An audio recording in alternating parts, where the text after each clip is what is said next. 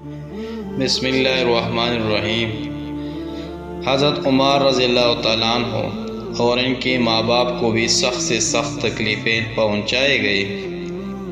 مکہ کے سخت گرم اور ریتیلی زمین میں ان کو عذاب دیا جاتا اور حضور اقدس صلی اللہ علیہ وسلم کا اس طرف گزر ہوتا تو صبر کی تلقین فرماتے اور جنت کی بشارت فرماتے۔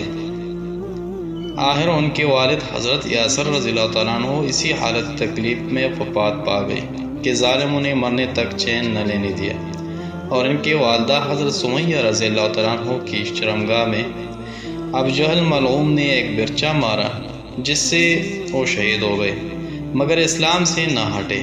حالانکہ بوڑھی تھی، ضعیف تھی، مگر اس بد نصیب نے کسی چیز کا بھی خیال نہیں کیا۔ اسلام میں سب سے پہلے شہادت ان کی ہے،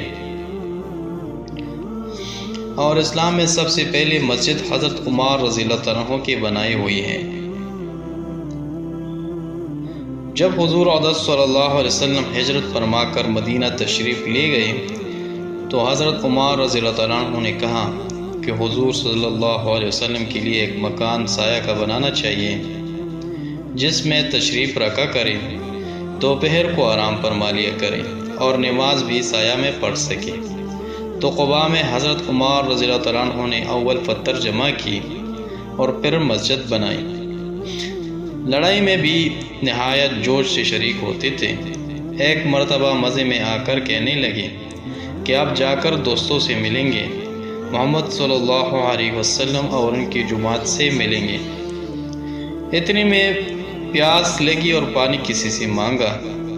اس نے دودھ پیش کیا، اس کو پیا اور پی کر کہنے لگے کہ میں نے حضور صلی اللہ علیہ وسلم سے سنا ہے کہ تو دنیا میں سب سے آخری چیز دودھ پیے گا۔ اس کے بعد شہید ہو گئے۔ اس وقت 94 برس کی عمر تھی۔ بعضوں نے ایک آدھا سال کم بتلائی۔ بس میرے پیارے دوستوں بزرگوں کہ جو کچھ کہا سنا اس پر عمل کرنے کی توفیق فرمائے۔